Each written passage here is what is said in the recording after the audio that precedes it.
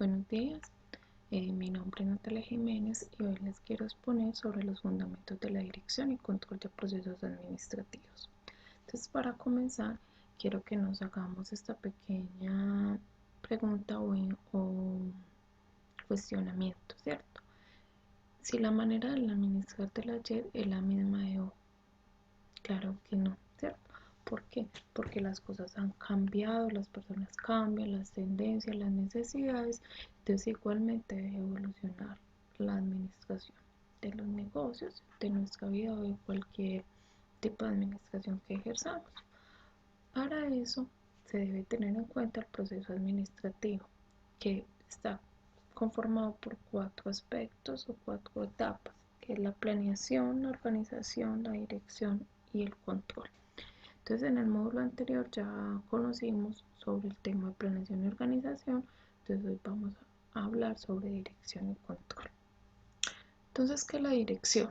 Como les decía, es una parte del proceso administrativo que lleva o en ella se ejecutan todos los planes, la motivación, la comunicación y la supervisión para poder alcanzar las metas que la organización nos pide. Entonces, todos debemos ir alineados a esa meta para poder llegar al objetivo que se quiere. ¿Cuáles son los elementos de la administración? Entonces tenemos uno de los más importantes que debe tener un administrador es saber cómo motivar a su grupo de trabajo. A pesar de que es uno de los aspectos más importantes, para mi punto de vista también es uno de los aspectos más difíciles de conseguir porque las personas nos pueden motivar diferentes temas que están dentro y fuera de nosotros. Y como nos pueden motivar diferentes aspectos o factores, es difícil saber exactamente qué se necesita para motivar.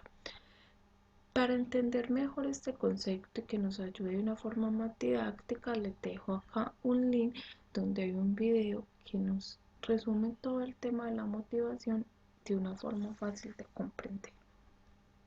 Otro de los aspectos del administrador es el liderazgo, ¿cierto? Porque esto hace que podamos influenciar o motivar a otras personas a que nos ayuden a llegar a un solo fin, ¿cierto?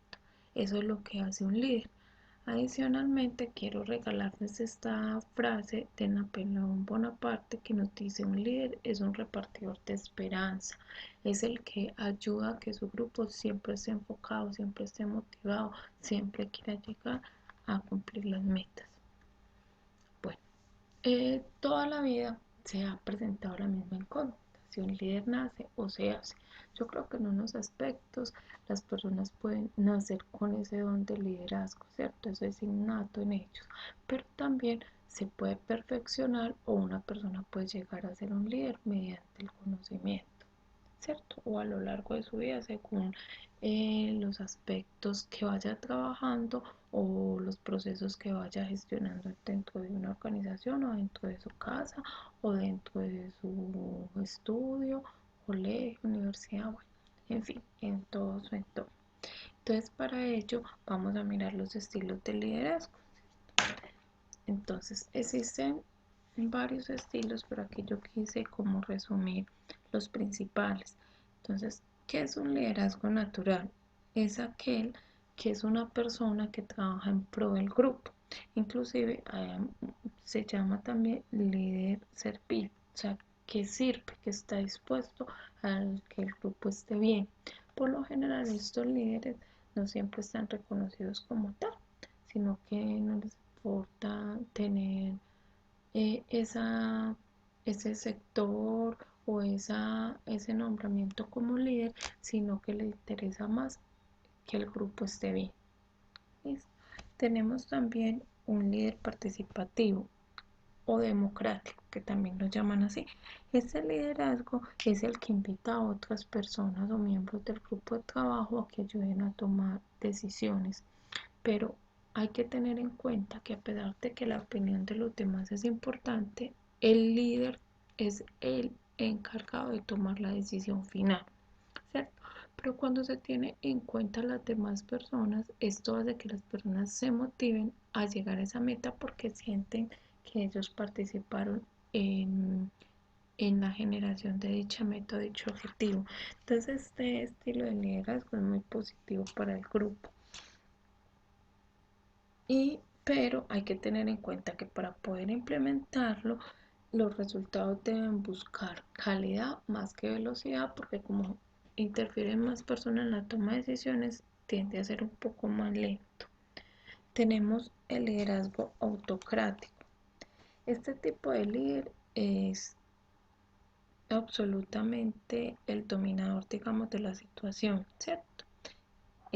Este se utiliza de una forma muy autocrática, que no cuenta mucho con la opinión de las demás personas, y por lo general puede ser bueno este estilo de liderazgo cuando se tiene una tarea específica, o sea, que hay que llegar a una tarea específica, y puede que las ventajas de este tipo de liderazgo sobresalgan sobre las desventajas.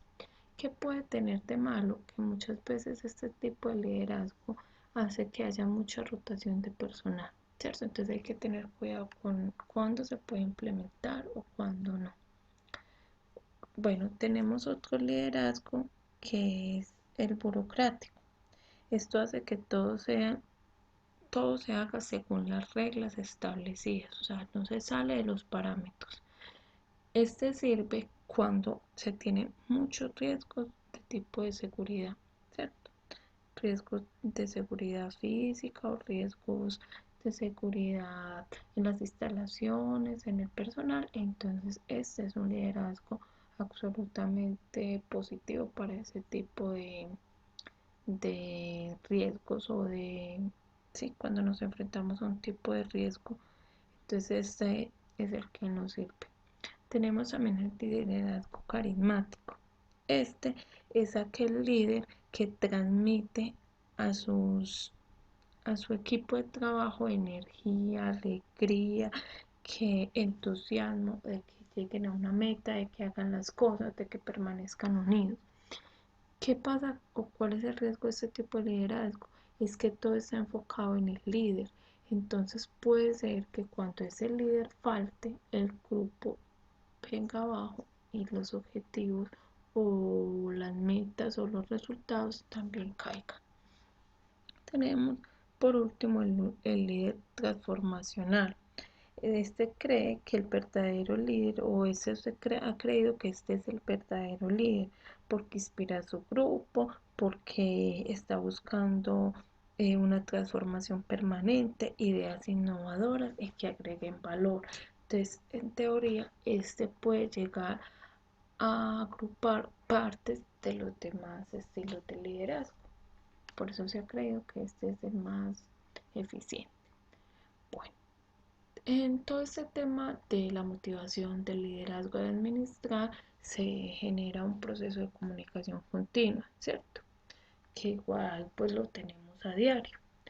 Entonces, ¿qué es comunicar?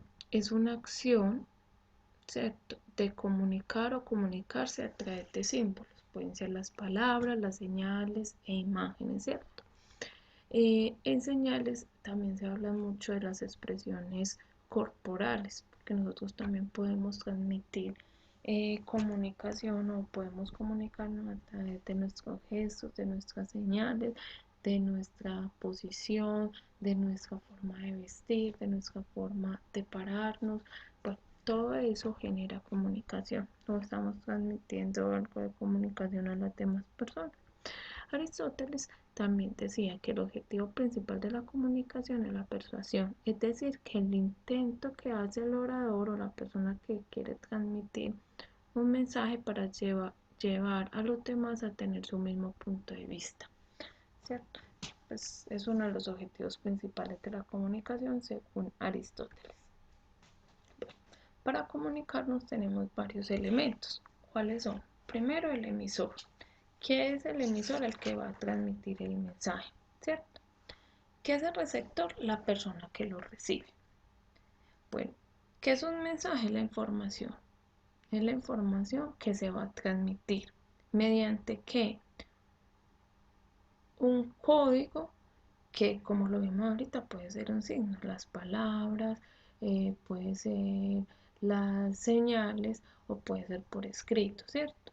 ¿Cuál es el canal? El que utilizamos para transmitir ese mensaje. Y la referencia es el contexto que nos ayuda a comprender el mensaje en su justa medida. O sea, lo que se quiere transmitir es la referencia. Para podernos comunicar es importante y está tomando mucha fuerza hoy en día la asertividad, ¿cierto? Porque no es lo mismo comunicar un mensaje simplemente, sino ser asertivos. Entonces, que la asertividad es una estrategia comunicativa que se ubica en el medio de las dos conductas que resultan opuestas, que son la pasividad y la agresividad. O sea, ninguna de estas dos técnicas nos ayuda a podernos comunicar de una forma asertiva. Entonces, ¿cuáles son los pasos para una comunicación asertiva? Primero, expresar cómo se siente.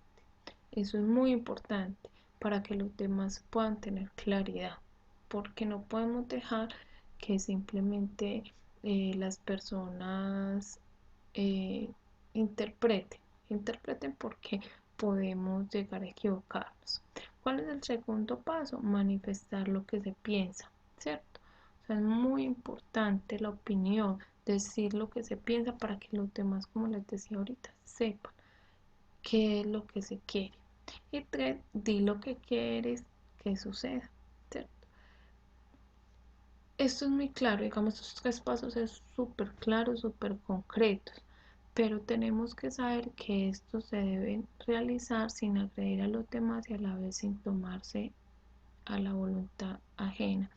¿Qué quiere decir? Que tenemos que ser muy respetuosos en el momento en que vamos a expresar nuestras ideas, respetar lo que opinan los demás y también ser muy claros para que no vamos a tener conflictos más adelante. Bueno, otra parte de todo el sistema de dirección es la gestión del cambio.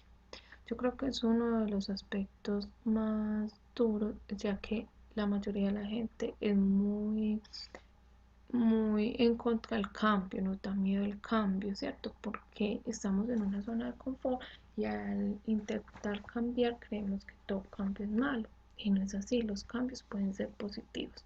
Entonces, ¿qué es el cambio? Es un conjunto de procesos que se emplea para garantizar que se apliquen cambios significativos en la forma ordenada, controlada y sistemática y lograr la meta de la organización de una transformación eficiente.